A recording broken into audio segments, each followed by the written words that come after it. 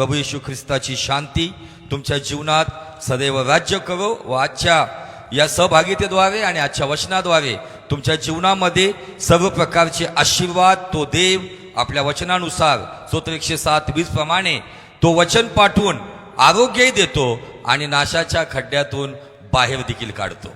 आमेन. देवाचं वचन केवळ आरोग्य देत नाही तर देवाचं वचन सुटकाही देतं. काही लोकांनी देवाचं वचन फक्त आरोग्यासाठी उपयोगात आणले, काहींनी सुटकेसाठी आणले, परंतु स्तोत्र 107:20 सांगतं की तो देव आपलं वचन पाठवून त्यास निरोगी करतो व नाशाच्या खड्ड्यातून बाहेर काढतो. आमेन.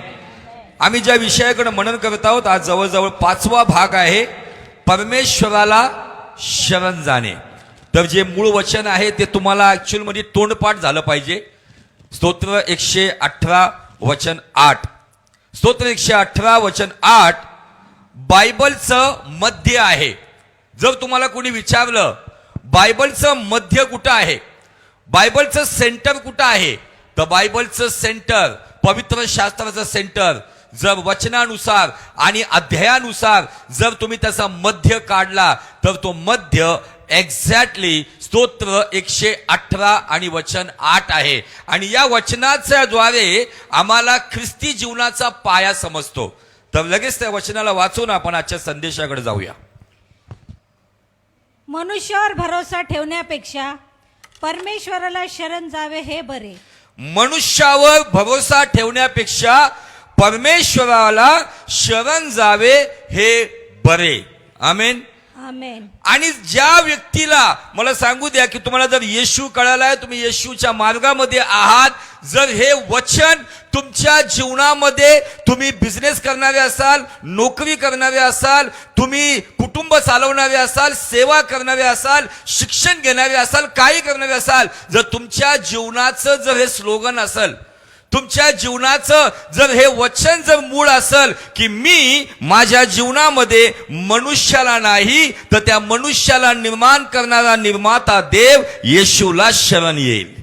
बऱ्याच लोकांच्या जीवनामध्ये आज अडचणी येण्यामागचं कारण हेच आहे, समस्येचं कारण हेच आहे, नाना प्रकारचं दुःख उचलण्याचं कारण हेच आहे की त्यांनी देवाच्या जागेवर मनुष्याला आणून ठेवलं आणि ते मनुष्याला आपल्या परिस्थितीत शरण येतात आणि म्हणून त्यांना निरंतर अपयश भोगावं लागतं. परंतु एका ख्रिस्ती विश्वासामध्ये असणाऱ्या एका खऱ्या विश्वासणाऱ्याच्या जीवनामध्ये ज्यावेळेस कुठली समस्या असेल त्या समस्येमध्ये तो सर्व सोडून जो आपल्या देवाला शरण येतो, देवाला शरण येणाऱ्या व्यक्तीला तो परमेश्वर उंच करतो. आमेन. हालेलुया. काही लोक आपल्या ज्ञानाला शरण येतात, काही लोक आपल्या अनुभवाला शरण येतात, काही लोक आपल्या शक्तीला शरण येतात, काही लोक आपल्या धनाला शरण येतात, काही लोक आपल्या मोठमोठ्या ओळखीला शरण येतात आणि त्यांना असं वाटतं मी माझ्या ज्ञानाने, मी माझ्या धनाने, मी माझ्या शक्तीने, मी माझ्या ओळखीने माझ्या समस्येचं निवारण करेल. परंतु त्या ठिकाणात मनुष्य अपयशी झालेला आहे. पण धन्य तो व्यक्ती आपल्या ज्ञानापेक्षा, आपल्या धनापेक्षा, आपल्या शक्तीपेक्षा, आपल्या ओळखीपेक्षा जो येशूला शरण येतो तो येशू त्याला उंच केल्याशिवाय राहत नाही. हालेलुया. हालेलुया. तुमचं ज्ञान हे काही वेळापुरती आहे. चांगले चांगले ज्ञानी लोक ज्या वेळेला एक ब्रेन हॅमरेज होतो तर कोम्यामधूनच वर निघून जातात. चांगले चांगले शक्तिमान लोक मागच्या कोविडच्या काळामध्ये जवळजवळ 3 बॉडी बिल्डर, एक मिस्टर इंडिया लेवलचा व्यक्ती होता जो आपल्या शक्तीने आपला प्राण वाचवू शकला नाही. चांगले चांगले धनवान लोक, धन असून सुद्धा त्यांना ICU मध्ये ऑक्सिजन मिळाला नाही. चांगले चांगले ओळखी पाळखी राजकारणी लोक, जे मंत्री संत्रीची ओळख असलेले लोक, त्यांना सुद्धा बेड मिळाला नाही. मग धन्य ते लोक जे आपल्या घरात येशूला शरण आले ते या जिवंताच्या भूमीवरती जिवंत आहेत. हालेलुया. Praise the Lord. कदाचित काही लोकांनी विचार केला असेल आम्ही आमच्या ज्ञानावर, आमच्या धनावर, आमच्या शक्तीवर, आमच्या ओळखीवर जिवंत राहू, परंतु मुर्द्यांची रास लागली होती कब्रस्थानांमध्ये, कुणी वाचू शकले नाही. बडे मोठे मोठे लोक गेले, पण जे देवाला शरण आले त्यांना देवाने नवं जीवन दिलं. हालेलुया. Praise the Lord. यासाठी हे जे स्तोत्र 118:8 वचन तुमच्या जीवनाचा उद्देश बनवा. जर तुम्ही मनुष्याला शरण येताल तर इर्मयाच्या पुस्तकाकडे लगेच जाऊया आपण. इर्मयाचं पुस्तक याचा 17 अध्याय आणि वचन 5 काय सांगतं. इर्मया 17:5. परमेश्वर असे म्हणतो, परमेश्वर असे म्हणतो. कुठला भविष्यवक्ता नाही, कुठला स्वर्गदूत नाही, कुठला संदेष्टा नाही, तर परमेश्वर असं म्हणतो, जो इसम मनुष्यावर भिस्त ठेवतो, जो इसम जो मनुष्य मनुष्यावर आपली भिस्त ठेवतो, मानवाला आपला बाहू करीतो. मनुष्याला मानवाला म्हणजे मला स्पष्ट सांगू द्या, तुमचे नातेसंबंध का असाना, मग तुमचे आई वडील असो, तुमचे लेकरं असो, पत्नी असो, पती असो, तुमचे कुणीही लोक असो, जो मानवाला आपला बाहू बनवतो व ज्याचे अंतकरण परमेश्वरापासून फिरले आहे, ज्याचं अंतकरण परमेश्वरापासून फिरले म्हणजे मानवाकडे वळलं आहे, तो शापित आहे. काय आहे? शापित आहे. हालेलुया. ज्याची भिस्त मनुष्यावरती आहे तो शापित आहे. जो मनुष्याला आपला बाहू बनवतो. म्हणून कुणाकडून अपेक्षा ठेवायचीच नाही. अपेक्षा ठेवायची आहे ज्याला मी शरण येतो तो मला अनाथ सोडणार नाही. कारण स्तोत्र 34:10 सांगतं, तरुण सिंहासही वान पडते व त्याची उपासमार होते, पण परमेश्वराला शरण येणाऱ्यास कोणत्याही चांगल्या गोष्टीची कमी पडत नाही. हालेलुया. कोणी असो, हा आपल्या जीवनाचा पाया बनवा. ख्रिस्ती जीवनाचा पाया स्तोत्र 118:8 वरती बनवा. ज्यावेळेस तुम्ही प्रत्येक वेळेला प्रत्येक गोष्टीसाठी ज्यावेळेस तुम्ही येशूला शरण येता, तो येशू तुमची परिस्थिती बदलतो.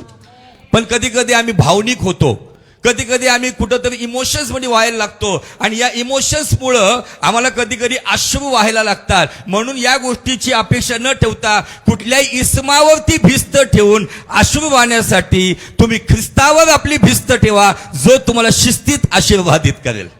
हालेलुया. Praise the lord. मी तुम्हाला सांगितलं होतं एका रिक्षावाल्याला मी ते स्लोगन लिहून दिलं होतं, ज्याच्यावर आमची भिस्त तो आमचा येशू ख्रिस्त.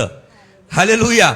तुमच्या जीवनामध्ये रोज बोला, मी कुठल्या माझ्या मालकावरती, कोणी मला सहाय्य करणाऱ्या व्यक्तीवरती, इवन पत्नीने देखील म्हणावं, पतीवरती माझी भिस्त नाहीये, माझी भिस्त माझा खरा पती येशू ख्रिस्तावरती आहे. हालेलुया. पतीने सुद्धा पत्नीविषयी भिस्त ठेवू नये. त्यांनी म्हणावं, माझं भिस्त माझ्या येशू ख्रिस्तावर. जर तुम्ही या विश्वासात चालताल तर तुम्ही खरे जेन्युइन ओरिजिनल ख्रिस्ती ठरताल. आमेन. हालेलुया. आणि आज परमेश्वर आम्हाला या वचनाद्वारे शिकवतोय आणि बऱ्याच गोष्टी आपण या वचनातून शिकणार आहोत. मी देवाला धन्यवाद देतो की लोकांपर्यंत वचन चाललं आहे, की लोक देवाला शरण येत आहे. आमेन. काही ठिकाणामध्ये पाया घालण्यात येतो, लोक मनुष्याला शरण येतात, पास्टरला शरण येतात, प्रॉफेटला शरण येतात, पण आम्ही कुठल्या मनुष्यावर भिस्त ठेवत नाही. कारण इर्मया 17:5 सांगतं, जो मनुष्यावर भिस्त ठेवतो तो शापित आहे, पण जो देवावर भिस्त ठेवतो तो आशीर्वादित आहे. हालेलुया. Praise the Lord. आम्ही आज थोडंसं एका राजाच्या जीवनातून नकारात्मक गोष्ट पाहणार आहोत आणि त्यासाठी इतिहासाचं पहिलं इतिहास याचा 13 अध्याय आणि वचन 3 वाचा. पहिले इतिहास 13 अध्याय, 1 Chronicles chapter 13 verse 3. आणि आपल्या देवाचा कोश आपणाकडे परत आणावा, कारण शाऊलाच्या कारकिर्दीत आम्ही त्याचकडे जाऊन प्रश्न करीत नव्हतो. थांबूया. तुम्ही म्हणता हे वचन वाचून आम्हाला काय कळणार आहे? हे वचन मी सुरुवातीला यासाठी वाचायला लावलं, शाऊल नावाचा जो इस्रायलचा पहिला राजा होता, तो राजा होण्यापूर्वी कोण होता माहितीये का?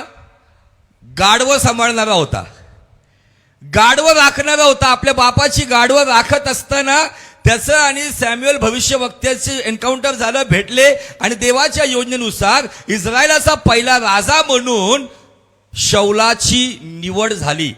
पण बायबल इथं सांगतं, दावीद ज्यावेळेस राजा झाला त्यावेळेला तो काय सांगत आहे, त्या काळामध्ये म्हणजे मोशेच्या काळापासून तर राजांच्या काळापर्यंत परमेश्वराच्या पवित्र स्थानामध्ये, मंदिरामध्ये परमेश्वराचा कोश जिथे देवाची उपस्थिती यायची, बायबल सांगतं, दावीद म्हणतो की आम्ही शाऊलाच्या कारकिर्दीमध्ये आम्ही त्याकडे जाऊन प्रश्न करीत नव्हतो. म्हणजे जो राजाच देवाला शरण येत नव्हता तर प्रजा कशी शरण येईल?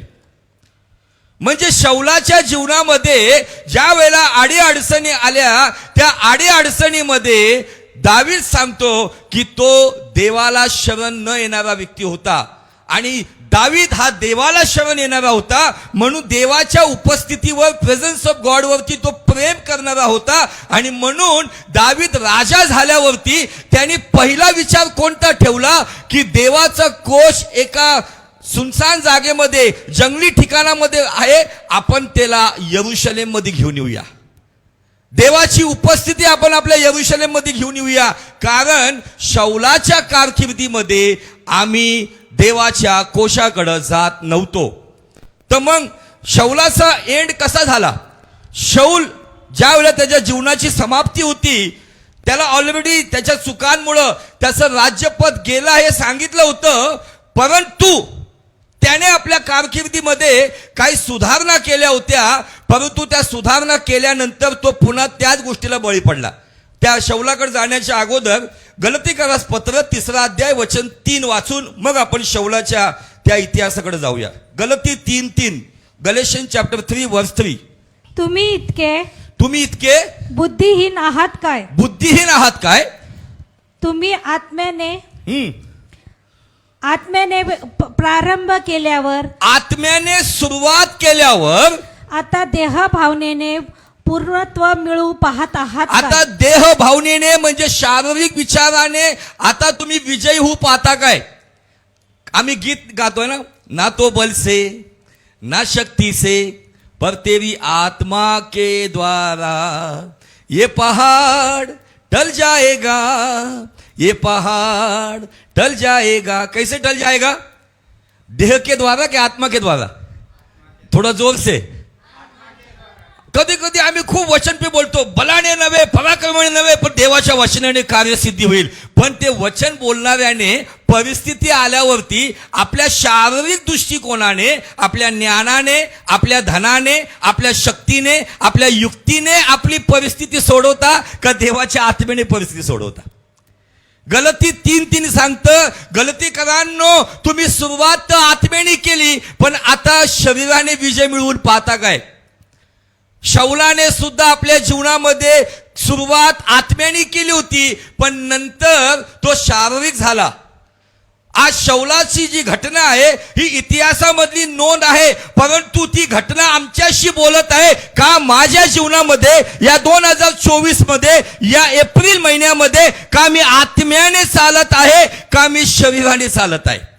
जर मी आत्म्याने चालत आहे तर निश्चित मी देवाला शरण येणारा व्यक्ती आहे. जर मी शरीराने चालत आहे, काही लोक तर वर्षानुवर्ष आपल्या अनुभवाचा रट्टा मारतात, नुसतं जुन्या गोष्टी, असा होतो तसा होतो, हे केलं ते केलं, फिनिश. देवाजवळ जाणाऱ्याने स्वतःला रिक्त करावं, तेव्हा त्याला शरण आल्यानंतर तो पूर्णपणे भरून टाकतो. म्हणून दावीद म्हणतो की माझा प्याला काठोकाठ भरला आहे. तुमचा प्याला काठोकाठ कधी भरल? जेव्हा तुमच्यामध्ये हे जगाचं, कारण बायबल सांगतं जगाचं ज्ञान देवाच्या दृष्टीने ओंगळ आहे, जगाचं धन देवाच्या दृष्टीने तुच्छ आहे. हे सगळं बाजूला करून ज्या तुमच्या जीवनरूपी प्याल्याला रिकामी करता आणि देवाला शरण येताना म्हणता की प्रभू मी काही करू शकत नाही, तेव्हा तुमचा प्याला काठोकाठ भरला जातो. पण कधी कधी आम्ही गलतीकराच्या मंडळीप्रमाणे कधी कधी मी वागायला लागतो आणि आपल्या जीवनामध्ये कुठंतरी देवावरती विश्वास ठेवणारे म्हणतो, चर्चला जाणारे म्हणतो, वचन वाचणारे म्हणतो, पण शरण आम्ही परिस्थितीला येतो, पण परिस्थिती बदलणाऱ्याला येत नाही. आम्ही कधी कधी आमचं क्रेडिट जे देवाला दिलं गेलं पाहिजे ते मनुष्याला देतो. म्हणून तुम्ही किती अनुभवी असताल ते तुमच्यापर्यंत, निश्चित तुमच्या अनुभवाचा फायदा तुमच्याकडच्या लोकांना होईल, पण देवाला तुमचा अनुभव नका दाखवू. देवाकडे जाताना येशू काय म्हटलं की देवाचं राज्य कुणासारखं आहे? बालकास बसकडे येऊ द्या. देवाचं राज्य बालकांसारख्या लोकांचे. बालकाकडे आलं, बालक कुठलाही अनुभव सांगत नाही, बालक एकदम रिक्त होऊन येतो, एकदम अज्ञानी होऊन येतो, अशक्त होऊन येतो. त्याला त्याचा बाप ज्ञानी करून सशक्त आणि मजबूत करून उभा करतो. Hallelujah, praise the Lord. म्हणून त्याचं वचन हे पण आहे, ज्ञानाचं ज्ञान नष्ट करणारा तो देव आहे, बलवानास लाजवण्यासाठी तो अशक्तांचा उपयोग करणारा देव आहे. Hallelujah, praise the Lord. Samuel याच्या पुस्तकामध्ये आम्ही जाणार आहोत. 1 शमूएल याचा 1 अध्याय. शौलाच्या जीवनाचा अंत आपण पाहणार आहोत, ज्याला देवाने निवडलं, मोठमोठ्या लढायांमध्ये विजय दिला आणि कालांतराने जाऊन त्याच्या जीवनामध्ये त्याने अनेक चुका केल्या, पण शेवट ज्यावेळेस त्याचा झाला, त्याचा शेवट खूप दुर्दैवी झाला. त्याच्या जीवनामध्ये त्याला एक चान्स होता, एक संधी होती, पण त्या संधीचा त्यांनी चुकीचा उपयोग केला. तर पहिले शमूएल 28:3 पासून पुढे. शमूएल मृत्यू पावला, तिथून वाचा. शमूएल मृत्यू पावला होता. सर्व इस्रायल लोकांनी त्याच्यासाठी मोठा शोक केला. त्याचे नगर रामा येथे त्यास मूठ माती दिली होती. शाऊलाने देवज्ञास व मांत्रिकास देशातून घालविले होते. शौल राजाने त्याच्या कारकिर्दीमध्ये त्याच्या देशामध्ये काही मांत्रिक तंत्रमंत्र करणारे, देवप्रश्न करणारे, अशुद्ध काम करणारे या सगळ्या लोकांना त्याच्या देशातून घालवून दिलं होतं. पलिष्ठांनी एकवट होऊन शूनेम येथे छावणी दिली. इकडे शाऊलाने सर्व इस्रायलास जमा करून गिलबोआ येथे छावणी दिली.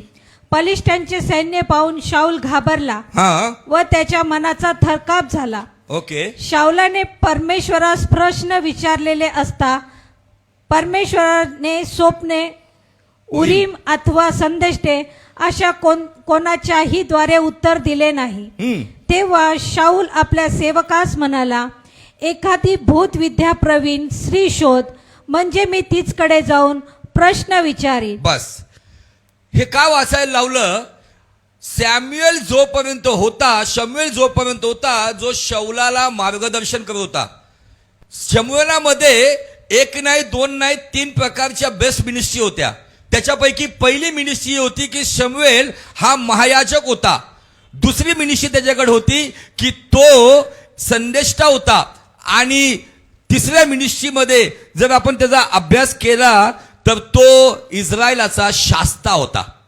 कारण शास्त्यांच्या काळानंतर इस्रायलसाठी मार्गदर्शन कुणी नव्हतं, म्हणून त्यांनी शास्त्याची पण भूमिका निभावली होती. राजांना लढाईसाठी मार्गदर्शन करणं, यज्ञ करणं सगळं करत होता. आणि जोपर्यंत सॅम्युएल होता तोपर्यंत त्याला मदत मिळत होती. पण सॅम्युएल गेल्यानंतर शौलाच्या समोर ज्यावेळेस युद्धाची परिस्थिती आली, तर त्या युद्धाच्या परिस्थितीमध्ये थोड्या वेळापूर्वी मी वाचलं की या शौल राजाने मांत्रिकांना, भूतविद्या प्रवीण असणाऱ्यांना, तांत्रिकांना आपल्या देशातून घालवून दिलं. म्हणजे आत्मेने सुरुवात केली.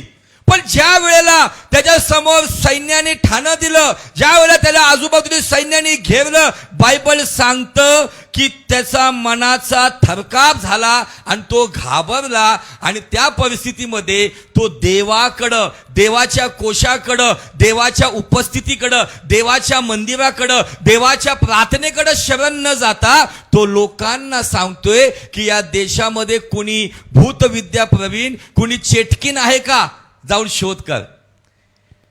कधी कधी देवाला शरण येणारे लोक, कधी कधी आपल्या जीवनामध्ये येणाऱ्या अशा अचानक संकटामध्ये आपल्या पद्धतीने आपलं सोल्युशन करण्याचा प्रयत्न करतात. त्यांच्या जीवनामध्ये यश प्राप्ती होण्याच्या विरुद्ध त्यांना शापावरती शाप मिळतील. शौलाचा हा इतिहासामध्ये लिहून ठेवलाय. पण मला आणि तुम्हाला काय शिकवत आहे का? मी शौलाच्या स्पिरिटमध्ये तर आज नाही चालत का? मी पूर्वी देवाला शरण यायचो. परिस्थिती काही असो, किती भीतीमय परिस्थिती असो, पण मी माझ्या देवाला शरण यायचो. पण आता मी माझ्या पद्धतीने कुठला कॉर्पोरेटर शोधतोय का? आता मी माझ्या पद्धतीने कुठला VIP शोधतोय का? माझ्या पद्धतीने माझं सोल्युशन शोधतोय का? तर मला पाहिजे तो भूतविद्या प्रवीणकडे गेला, मी कुठल्या मनुष्याकडे गेलो का? यिर्मया 17:5 सांगतं, जो मनुष्याला आपला बाहू बनवतो तो श्रापित आहे, परंतु जो देवाला आपला बाहू बनवतो तो आशीर्वादित आहे. हालेलुया. तुमच्या जीवनात, तुमच्या नोकरीत, तुमच्या बिझनेसमध्ये अनेक वाईट परिस्थिती येतील, पण त्या परिस्थितीमध्ये आपल्या बुद्धीवर अवलंबून राहू नको. आपल्या बुद्धीवर अवलंबून राहू नको. आपल्या सर्व मार्गात त्याचा आदर कर, म्हणजे तो तुझा मार्गदर्शक होईल. असं नीतिसूत्र 3:5 मध्ये आम्हाला राजा सुलेमान शिकवतो. कधी कधी आम्ही आमच्या बुद्धीकडे जातो, आमच्या ओळखीकडे जातो. कदाचित थोड्या वेळासाठी तुम्हाला संरक्षण मिळेल, परंतु ते शेवटपर्यंत नसणार. परंतु जे देवापासून मिळतं ते टिकून राहतं. म्हणून थोडंसं मी नेहमी सांगतो, थोडंसं देवाकडून लेट मिळतं पण बेस्ट मिळतं, आणि बेस्टच्या पुढं लेटेस्ट पण मिळतं. हालेलुया. म्हणून जो धीराने वाट पाहतो त्याला उत्तम दिल्याशिवाय तो राहत नाही. आम्हाला फास्टफूडच्या जमान्यामध्ये आम्ही आहोत, सगळ्या गोष्टीत पटापट पटापट पाहिजे, म्हणून त्या युट्यूबवरती फसवणाऱ्या अनेक साक्षींना लोक बळी पडतात आणि नाही तिकडं पैसे पाठवू तिथं पैसे पाठवून मोकळे होतात. अशा पद्धतीने देव कार्य करत नाही. देवाशिवाय या जगामध्ये कोणी महान नाहीये, आम्ही फक्त त्याचे प्रतिनिधी आहे. कार्य करणारा, आम्ही मच्छरचा पण ताप काढू शकत नाही, सर्व करणारा तो सेनाधीश परमेश्वर आहे. हालेलुया. जो राजा आपल्या राजकीर्दीमध्ये अनेक मांत्रिक तांत्रिक भूतविद्या प्रवीण लोकांना पळवणारा, शेवटी तो कुठं आला? कोण असं भेटते का बघा, कारण मला देवाकडून निरोप मिळत नाहीये, कदाचित तुमच्या प्रार्थनेचं उत्तर मिळत नाहीये. तुमच्याकडे काही लोक येतील, चला तिकडं आमच्याकडे बाबा आहे, बाई आहे, अंगात येतं, सांगल तुम्हाला, असे लोक येतील. कधी कधी आमची काही लोकांना आहे ना देवाशी घेणं देणं नाहीये, कसंही करून माझी समस्या मोकळी झाली पाहिजे. पण याचं उत्तर तुम्हाला सांगू द्या, त्याला उत्तर मिळालं परंतु त्याचा नाश झाला. शेवटी या शौलाने आपल्या स्फोटामध्ये तलवार मारून स्वतःचा शापित मृत्यू ओढावून घेतला. का? त्यांनी भिस्त मनुष्यावर ठेवली, तो शरण मनुष्याला गेला आणि त्या परिस्थितीमध्ये त्याचा नाश झाला. त्याच्याच विरुद्ध नव्या करारामध्ये एक व्यक्ती जो आपल्या बापाला सोडून गेला, ज्याच्याविषयी आम्ही अनेक संदेश ऐकलेत, तो म्हणजे उधळ्या पुत्र, प्रोडिगल सन, ज्यांनी बापाला हट्ट केला, मला तुझ्या प्रॉपर्टीचा माझा हिस्सा मला पाहिजे. बापाकडून प्रॉपर्टीचा हिस्सा घेतला, बाप त्याला मनाई केली नाही, हिस्सा पाहिजे घे. परंतु प्रॉपर्टीचा हिस्सा घेतल्यानंतर त्यांनी सगळ्यात मोठा हिस्सा म्हणजे स्वतः त्यांनी बापाच्या उपस्थितीला त्यागलं. त्यांनी बापाकडून हिस्सा घेऊन जर तो बापाच्या जवळ राहिला असताना तर त्याच्या जीवनामध्ये समस्या वाईट आली नसती. आम्हाला सगळ्यांना माहिती ती स्टोरी, त्यामुळे वचनाकडे न जाता मी तुम्हाला जे सांगतो त्याकडे लक्ष द्या. त्यांनी बापाकडून प्रॉपर्टीचा हिस्सा घेतला आणि 4 मित्र घेऊन तो गेला उधळायला, म्हणून त्याचं नाव आहे उधळ्या पुत्र. सगळी संपत्ती त्यांनी उधळून टाकली आणि जसं गुळ संपला तशा माशा गायब झाल्या. जोपर्यंत माल आहे तोपर्यंत मित्रांची ताल आहे, माल संपला की सगळे बेकार आहे. सगळ्यांनी सोडून टाकलं, धन दौलत घेऊन तिथं गेला होता, पण खायचे वांदे झाले, डुक्करं सांभाळायचं काम मिळालं. जो बापाला त्यागतो, जो देवाच्या उपस्थितीला त्यागतो, काय काय लोक देवाकडून आशीर्वाद घेतात आणि देवाला सोडून जगात जाऊन उधळतात, त्यांची परिस्थिती पण कधी कधी अशीच होती. असे उधळ्या पुत्र उधळ्या कन्या पण परमेश्वर देतो, परंतु त्याची कदर नसल्यामुळं अनेक लोक आपल्या दुनियामध्ये जातात, परंतु त्यातही देवाची कृपा आमच्यासाठी आहे. काय झालं? लुकाचं शुभवर्तमान याचा 15 अध्याय आणि वचन 14 पासून वाचूया. लूक 15:14 पासून पुढे. त्याने आपले सर्व खर्चून टाकल्यावर त्या देशात मोठा दुष्काळ पडला. तेव्हा त्याला अडचण पडू लागली. मग तो त्या देशातील एका रहवाशाच्या जवळ जाऊन त्याला चिटकून राहिला.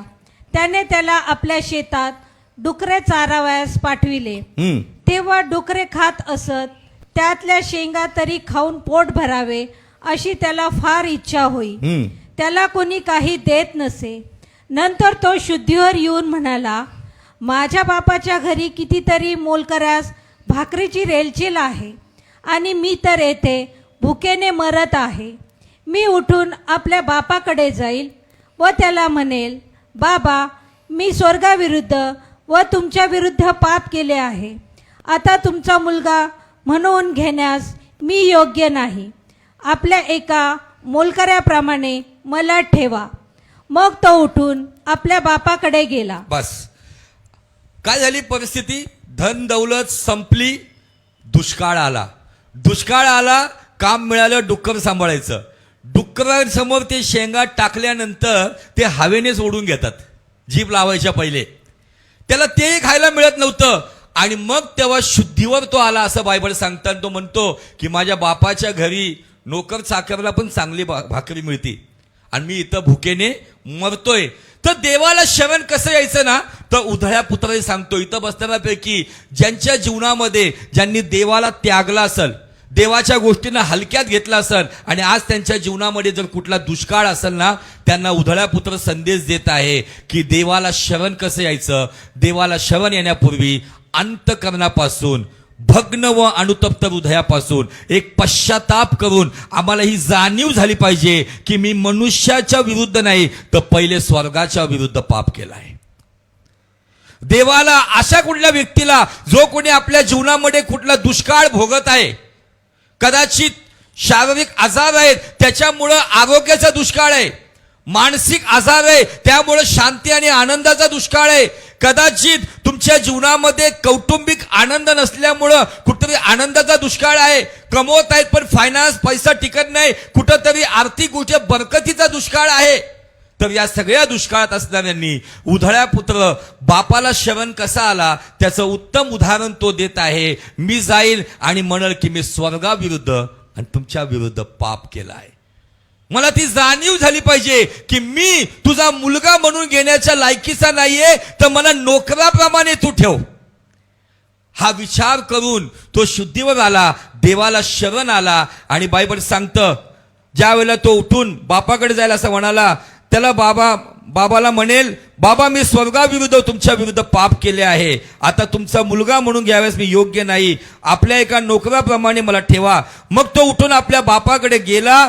तो दूर आहे, तो त्याच्या बापाने त्याला पाहिले आणि त्याला त्याचा कळवळा आला आणि तो धावत जाऊन त्याच्या गळ्यात गळा घालून त्याने त्याचे मुके घेतले. आमचा जो देव आहे ना तो नुसता देव नाही तर आमचा बाप आहे. म्हणून येशू ख्रिस्ताने आम्हाला प्रभूची प्रार्थना जी शिकवली ना त्या प्रार्थनेमध्ये देव नाही दाखवला, त्या प्रार्थनेत स्वर्गीय बाप दाखवलाय. त्या बापाकडं ज्या वेळेला मी शरण येतो ना तो माझी परिस्थिती बघत नाही. पण एक गोष्ट सांगू द्या मला, बाप हरवलेल्या मुलाला शोधायला जात नाही, मुलाला शुद्धीवरती येऊन बापाच्या फाटकापर्यंत यावं लागतं. मेंढपाळ निश्चित हरवलेला मेंढरू शोधायला जातो, पण बाप मुलाला शोधायला जाणार नाही. त्या मुलाचा निर्णय असेल की मी जाईल त्या फाटकापर्यंत का होईना, जिथून मी माझ्या बापाला शेवटलं पाहिले त्या शेवटल्या ठिकाणावर प्रगटीकरण सांगतो, तू कुठून पडला याची आठवण कर आणि तिथं ये. ज्यावेळेस मी त्या फाटकाकडे येतो ना तो माझा बाप त्या फाटकाकडे डोळे लावून असतो आणि नुसतं त्या फाटकाकडं, त्या ठिकाणाकडं, त्या चुकीकडं, त्या अपराधाकडं, माझ्याकडून झालेल्या त्या सर्व घाणेरड्या कृत्यांकडं मी येऊन ज्यावेळेस पश्चातापी हृदयाने येतो ना बाप तिथे धावत येतो.